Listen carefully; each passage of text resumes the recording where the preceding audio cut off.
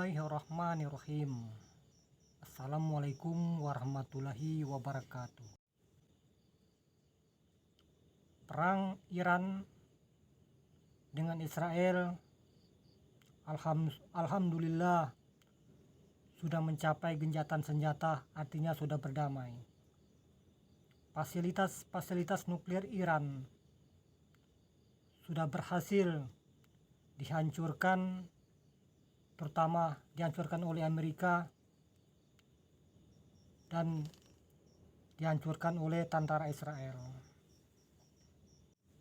Artinya benar di petunjuk saya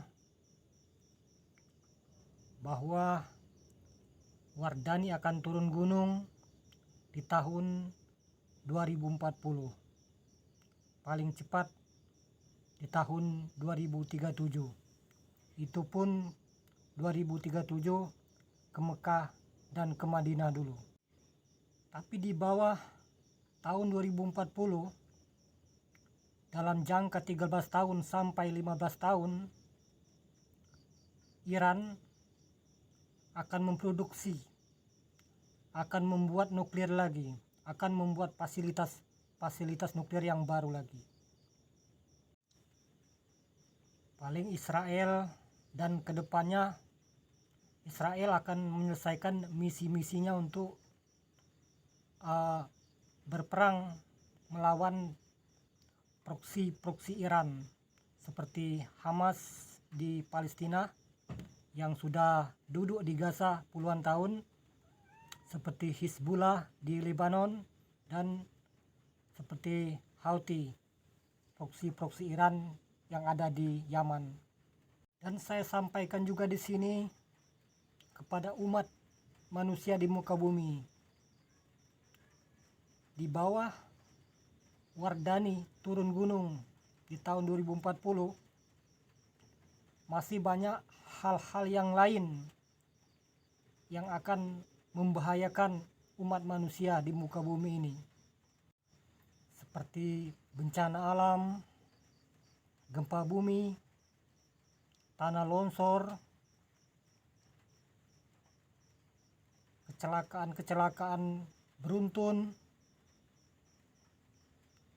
dan dalam kemungkinan besar bakal ada tsunami di bawah tahun 2040 sebelum Wardani turun gunung. Maka dengan itu umat manusia yang ada di muka bumi tetap eling, waspada, perbaiki diri, jalankan kebaikan, berbuat baik terhadap sesama umat manusia dari satu sama yang lain. Dan saya sampaikan juga di sini kepada umat beragama, baik agama Yahudi, agama Buddha, termasuk agama Hindu, agama Kristen. Saya sarankan untuk masuk ke agama Islam, karena Wardani berstatus agama Islam. Terutama para pemimpin negara yang non-muslim, saya sarankan untuk masuk ke agama Islam tanpa ada unsur paksaan dari pihak manapun. Kenapa saya sarankan yang beragama non-muslim untuk masuk agama Islam, mengikuti agama saya? Karena semua agama terhubung dengan saya, terhubung ke jasad saya.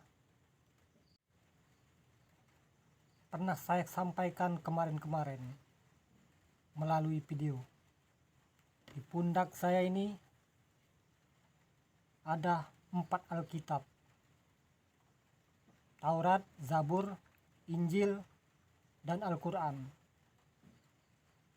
Terbungkus kain belacu. Orang indigo orang yang bisa melihat alam gaib bisa melihat ini, apalagi dengan secara bertemu dengan Wardani langsung. Kalau kata orang Kristen, Yesus. Kalau kata orang beragama Islam, Nabi Isa. Dia dulu muksa atau silam. Orangnya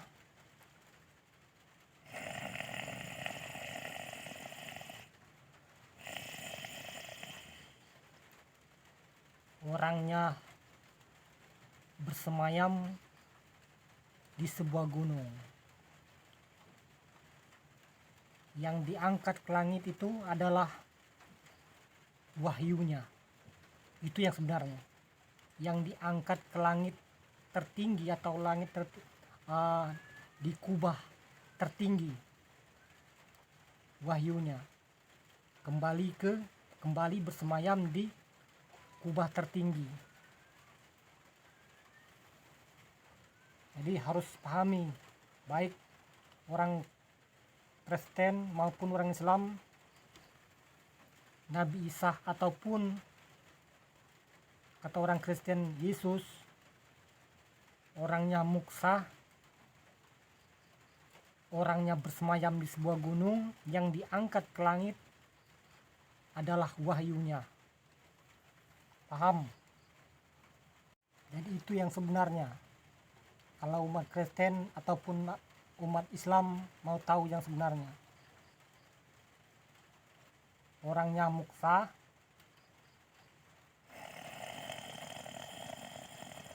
bersemayam di sebuah gunung, yang diangkat ke langit waktu itu adalah wahyunya, ke langit teratas atau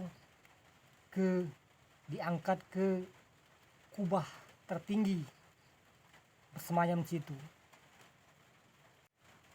Jadi itu hubungan saya dengan umat Kristen. Yang orang bisa melihat alam gaib atau indigo, melihat ini secara langsung, apalagi secara ketemu dengan saya, terayun-ayun di belakang ini, seperti nempel kayak perangko, kayak magnet, terayun-ayun, panjang berapa meter, lebarnya bagian tengah ada selebar pintu. Orang yang bisa melihat alam gaib bisa melihatnya. Itu bawaannya, simbol kekuatan yang dari Injil. Yang terayun-ayun di belakang ini, yang nempel, dulu pernah nempel di belakangnya Nabi Muhammad, lalu setelah itu nempel di belakangnya Sayyidina Ali bin Abu Thalib. Pedang Nabi Muhammad ataupun pedang Sayyidina Ali itu hanya pedang perantara, karena yang ini tetap gaib dari dulu. Jadi setelah hampir 600 tahun waktu itu, wahyu yang bersemayam di kubah tertinggi, di langit tertinggi, turun lagi, masuk ke Ahmad yang digelar Nabi Muhammad di saat beliau di umur 40 tahun.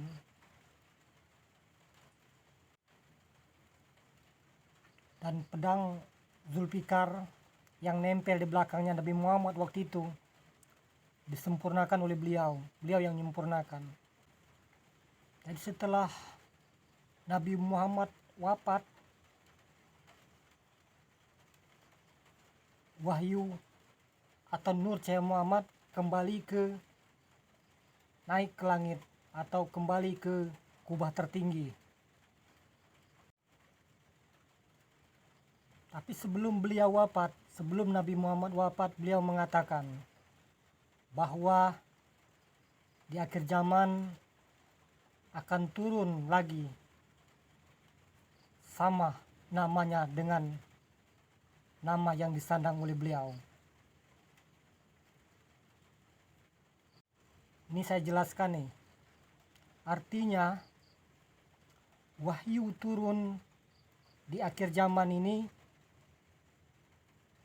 tetap atas nama Muhammad, bukan atas nama Buddha, bukan atas nama Yesus, ataupun bukan atas nama yang lain-lainnya. Dan artinya semenjak habis zaman Nabi Muhammad sampai sekarang, sampai akhir zaman ini, artinya sudah tidak ada ajaran agama baru, sudah tidak ada lagi agama baru. Yang terakhir hanyalah agama Islam sampai penutup zaman. Jadi saya jelaskan di sini kepada orang-orang yang mengatakan di akhir zaman akan turun sama dengan nama Muhammad bin Abdullah. Bukan seperti itu. Tadi sudah saya jelaskan.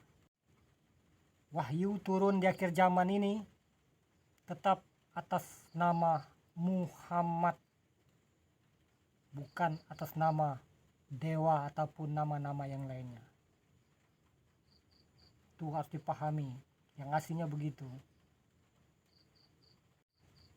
Jadi yang di akhir zaman ini turun sebagai ini berkedudukan sebagai Muhammad. Paham? Inilah yang akhir zaman.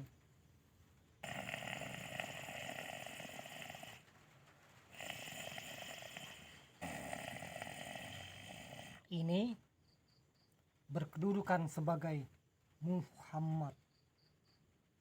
Paham? Inilah yang akhir zaman.